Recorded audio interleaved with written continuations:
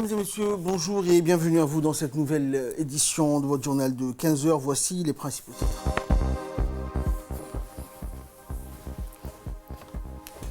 Le ministre de la Santé a reçu une délégation du ministère saoudien de la Santé.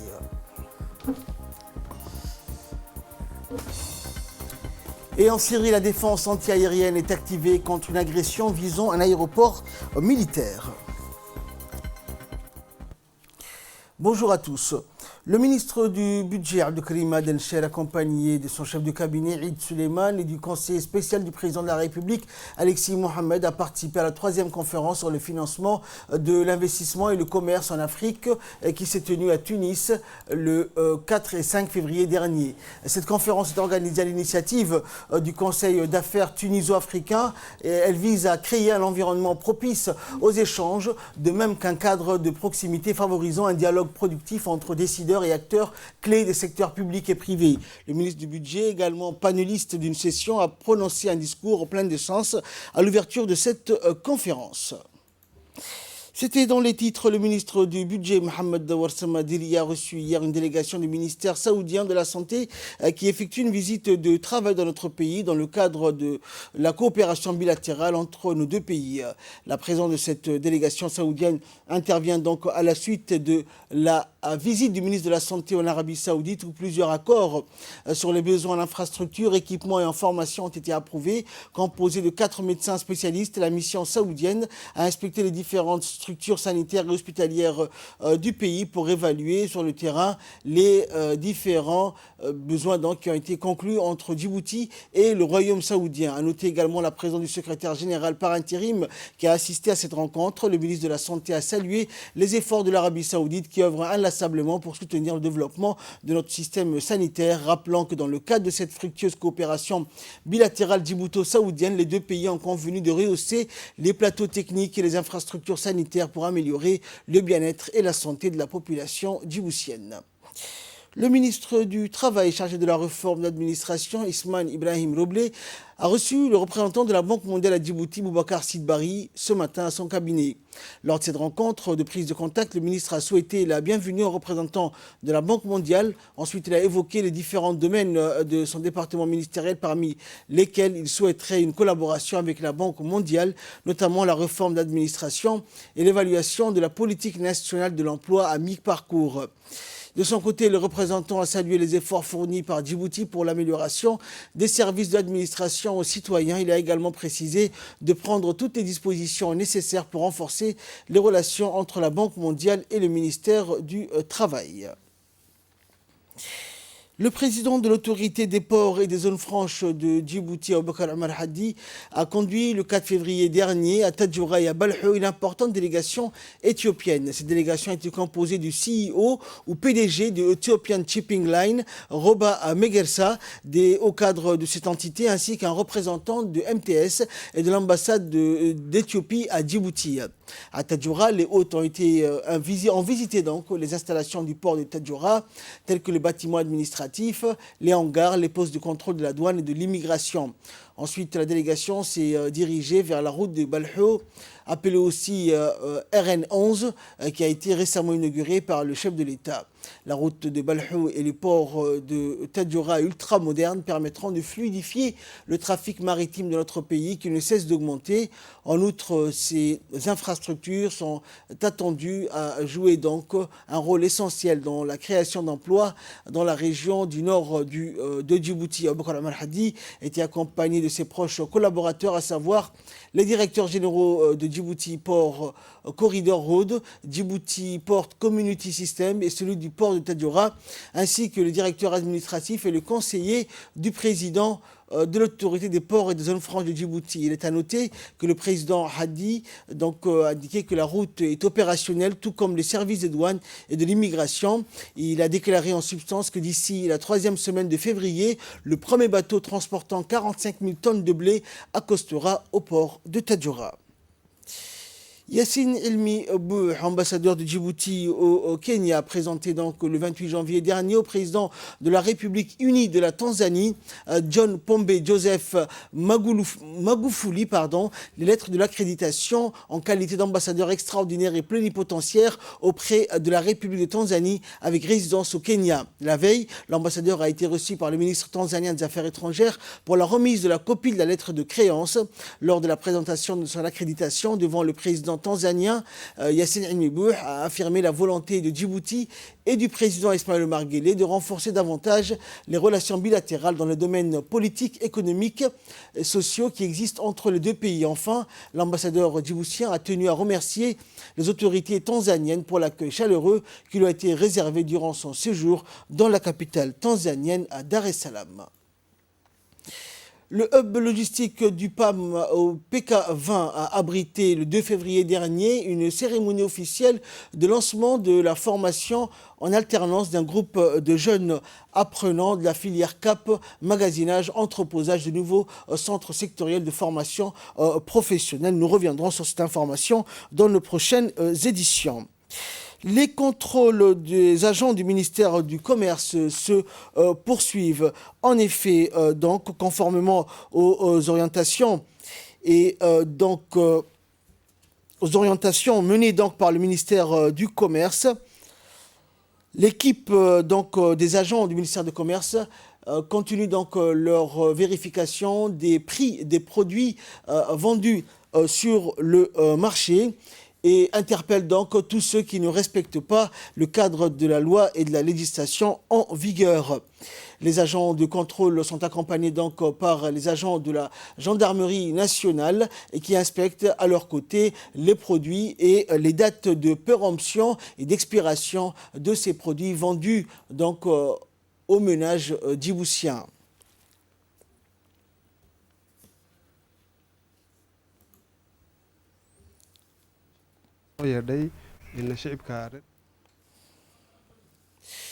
Également dans l'actualité, un accord de coopération a été signé au Koweït le 5 février dernier, hier, entre l'agence djiboutienne de l'information, l'ADI, et l'agence koweïtienne de presse Kouna, au siège de Kouna. Cet accord de coopération signé donc pour la partie djiboutienne par Nasser Fahmi Abdallah, directeur de l'ADI, et Cheikh Moubarak Al-Douej Al-Sabah, président du conseil d'administration, directeur général de Kouna pour la partie koweïtienne, en présence de l'ambassadeur de Djibouti auprès de l'État du Koweït, se déclinant en plusieurs volets tels que l'échange d'informations, d'expériences et de visites mutuelles. La signature de cet accord de coopération a eu lieu à l'occasion d'une visite au Koweït du 4 au 6 février d'une délégation du ministère de la Communication chargée des postes et des télécommunications composée du directeur de la communication, du directeur de l'ADI et du directeur de la publication du journal Al-Qarn.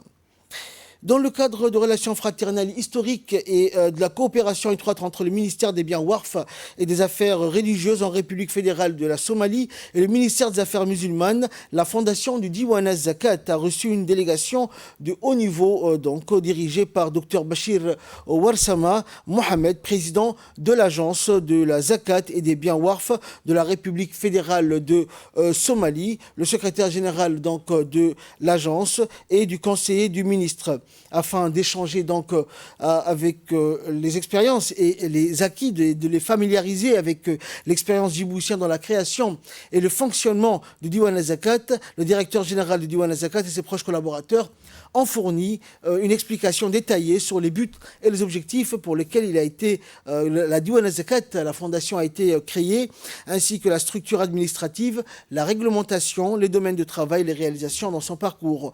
Ensuite, le chef de la délégation, Dr Bachir Warsama, a pris la parole en clarifiant le but de la visite qui est d'acquérir des expériences et apprendre et sur les méthodes de travail d'organes similaires. Et la délégation a pu apprécier les informations précieuses qu'elle a pu consulter grâce aux explications complètes du directeur général et la documentation récoltée ainsi que les rapports sur les réalisations sur le terrain.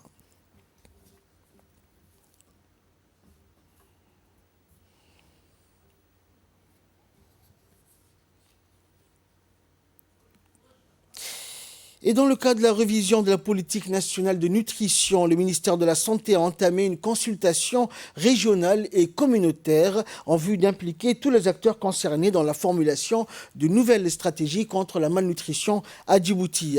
À noter que ces consultations interviennent à la suite d'une enquête nationale sur la situation nutritionnelle du pays. En effet, grâce à l'appui technique de l'UNICEF, le programme national de nutrition entend renforcer la réponse nationale à la malnutrition qui résulte donc d'une insécurité alimentaire qui diffère d'une région à l'autre. Conduite par la directrice de la santé mère et enfant, Fatouma Ali Abdallah, l'équipe du département de la santé s'est rendue à Arta pour discuter avec les différents responsables en charge de la nutrition. Au niveau régional, il s'agit donc de redéfinir la stratégie de lutte contre la malnutrition qui constitue le principal facteur limitant du développement et de la croissance des enfants. Dans le cadre de la révision de la politique nationale de nutrition, donc une délégation d'Arta, de le ministère de la Santé s'est rendue à Arta. Et dans le cadre de l'activité sportive, la Fédération djiboutienne de football a organisé une cérémonie de remise des équipements de sport au sein du Centre technique national pour l'équipe U16 garçons. Et cette cérémonie s'est déroulée en présence du président de la FDF, du secrétaire général et du secrétaire général de l'équipe AS Sport, du président de l'équipe Institut TTP et également en présence de tous les responsables des équipes U16 garçons, le même nom des équipes de première division. Suite au développement de la politique footballistique, chaque équipe de première division a été nommée, ces 10 équipes de U16, à l'avenir du football national pour le bon déroulement du championnat national U16. Et à cette occasion, des équipements et des matériels sportifs ont été remis aux différents responsables.